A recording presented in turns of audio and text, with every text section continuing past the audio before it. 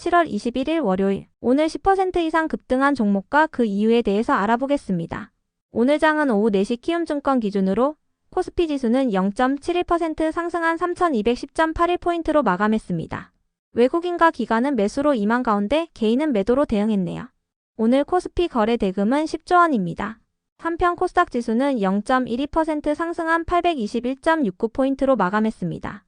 외국인은 매도, 기관은 매수로 임한 가운데 개인은 매수로 대응했네요. 오늘 코스닥 거래 대금은 5조 원입니다. 그럼 본격적으로 오늘의 급등 종목들을 살펴볼게요. 오늘 10% 이상 급등한 종목은 총 27종목으로 코스피에서는 4종목, 코스닥에서는 23종목이 나왔습니다. 이 중 상한가 종목은 국일재지, DYD, 유일에너테크, 리튬포어스, 세경하이테크, 하이드로리튬 6종목이고요. 오늘 하한가 종목은 없었습니다. 총 27개의 급등 종목들을 한데 모아서 테마별로 묶어보니 한 개 테마로 나눠볼 수 있었어요. 그 외 나머지는 개별 이슈로 오른 종목들인데요. 먼저 1번 2차전지 리튬 테마입니다.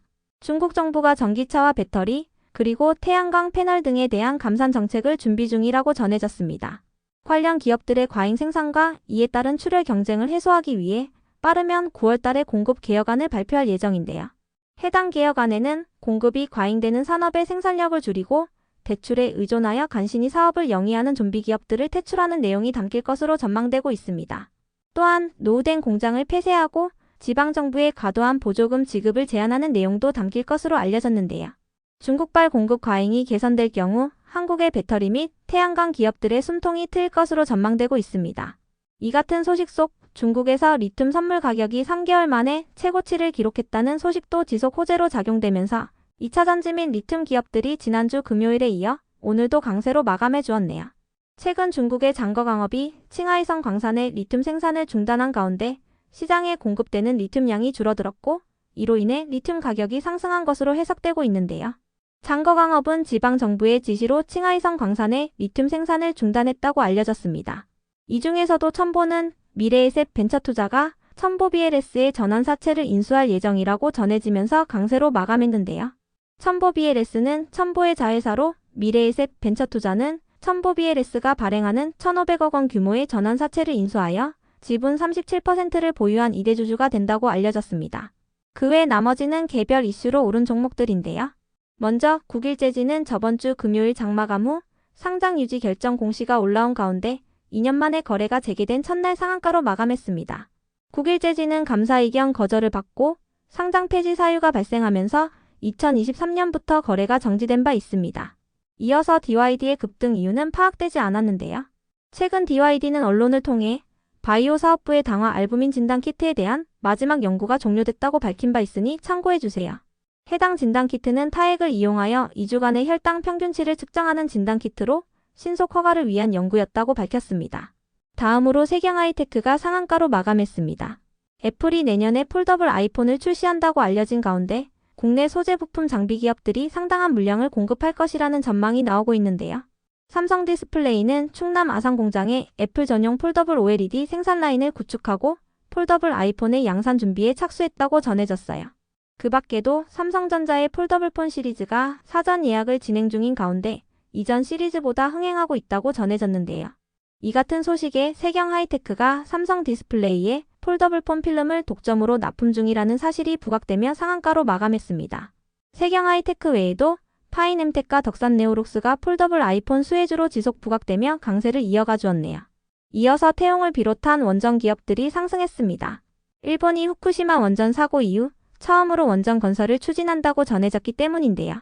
일본의 간사이 전력은 차세대 원전 건설을 위한 지질조사에 착수할 예정이며 조만간 관련 내용을 발표할 예정이라고 전해졌습니다. 다음으로 라온텍과 휴먼테크놀로지의 급등 이유는 파악되지 않았습니다. 이어서 베노티에날의 급등 이유는 파악되지 않았는데요. 최근 베노바이오가 황반 변성 치료제에 대한 글로벌 임상 일상에서 첫 번째 환자 투여를 시작했다는 기사가 있었으니 참고해주세요. 베노바이오는 베노티에날의 계열사입니다. 다음으로 핸디소프트는 특별한 호재 없이 3일 연속 강세로 마감했는데요. 장마감 후 최대 주주 변경을 수반하는 주식 양수도 계약 및 100억 원 규모의 3자 배정 유상 증자를 결정했다고 공시하면서 그간의 상승 이유가 드러났습니다. 최대 주주인 오상 헬스케어 외 4인이 폴라리스 AI 외 1인에게 보유 주식 714만 주를 500억 원에 양도하는 계약을 체결했다고 밝혔습니다. 또한 운영자금 확보를 위해 변경 예정 최대 주주인 폴라리스 AI를 대상으로 100억 원 규모의 3자 배정 유상증자를 결정했다고 밝혔습니다. 이어서 네오이뮨텍의 급등 이유는 파악되지 않았는데요. 지난주에 전해진 기사에 따르면 네오이뮨텍은 3분기에 핵심 파이프라인의 중간 결과를 발표할 예정이라고 전해졌으니 참고해주세요. 급성 방사선 증후군 치료제에 대한 영장류 실험 중간 결과를 발표할 예정이라고 전해졌습니다. 다음으로 아이로보틱스의 급등 이유는 파악되지 않았는데요. 아이로보틱스는 최근 YOM에서 사명을 변경한 기업으로 경영권 분쟁 소송 공시가 이어지고 있으니 참고해주세요.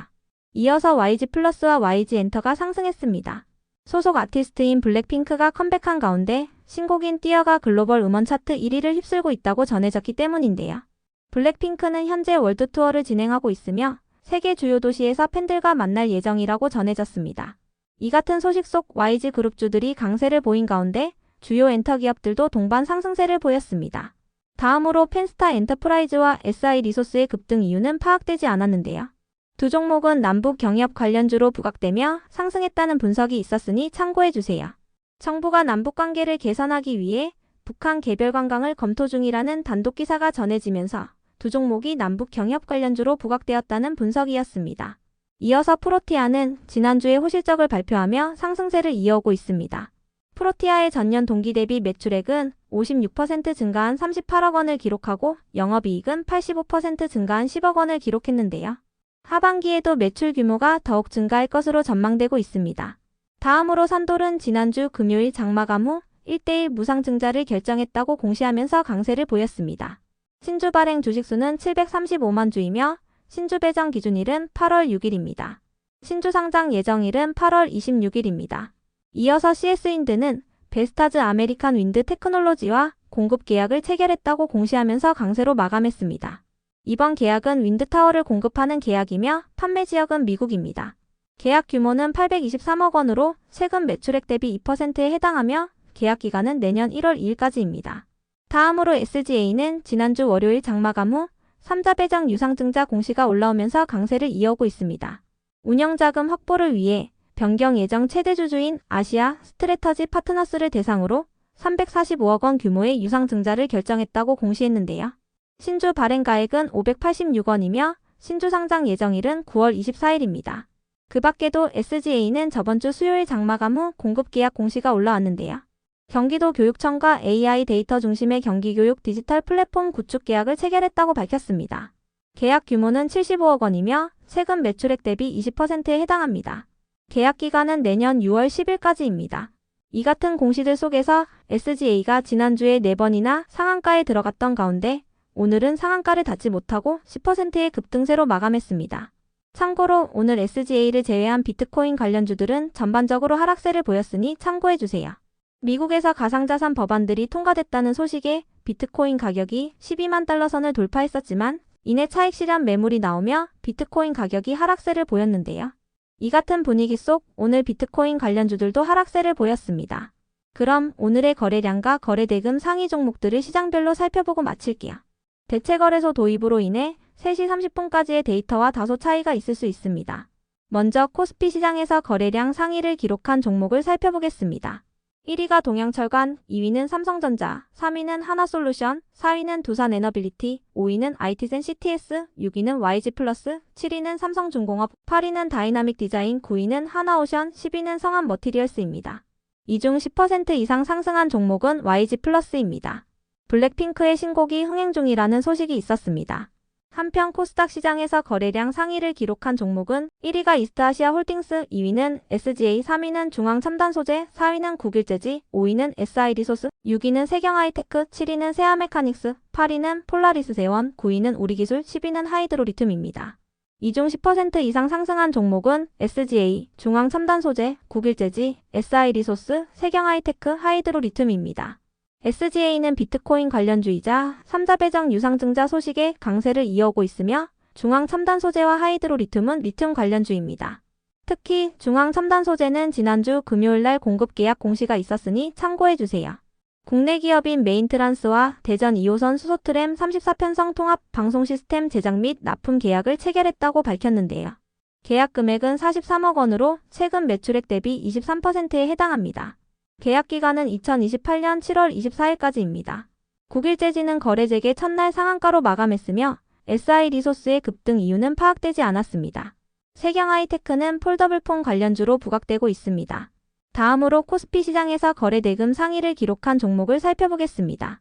1위가 삼성전자, 2위는 두산에너빌리티, 3위는 하나솔루션, 4위는 하이닉스, 5위는 하나오션, 6위는 유한양행, 7위는 포스코홀딩스, 8위는 하나에어로스페이스, 9위는 네이버, 10위는 삼성중공업입니다. 이 중 10% 이상 상승한 종목은 없었습니다. 한편 코스닥 시장에서 거래 대금 상위를 기록한 종목은 1위가 태용, 2위는 알테오젠, 3위는 사이닉솔루션, 4위는 세경하이테크, 5위는 SGA, 6위는 중앙첨단소재, 7위는 펩트론, 8위는 HLB, 9위는 에코프로, 10위는 이닉스입니다. 이 중 10% 이상 상승한 종목은 태용, 세경하이테크, SGA, 중앙첨단소재, 이닉스입니다. 태용은 원전과 풍력, 조선기자재 관련주이며 최근에는 원전 관련주로 부각되는 모습입니다. 세경하이테크는 폴더블폰 관련주이며 SGA는 비트코인 관련주이자 3자 배정 유상증자 소식의 강세를 이어오고 있습니다. 중앙첨단 소재는 리튬 관련주, 이닉스는 2차전지 관련주입니다.